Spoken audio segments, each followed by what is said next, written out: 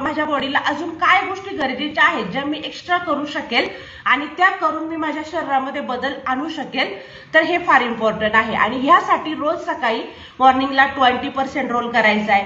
20% role वर्कआउटमध्ये तुम्ही जे बी workout कराल ते तुमच्या बॉडीला सूट होणार असावं। त्याचबरोबर एक दिवस करायचं एक दिवस नाही करायचं असं पण नाही, सातत्य त्यामध्ये असायला पाहिजे। दुसरी इम्पॉर्टंट गोष्ट, वर्कआउट करताय गुड, सातत्याने करताय व्हेरी गुड, पण तुम्ही दिवसभरामध्ये काय खाताय ते पण तितकंच महत्वाचं आहे।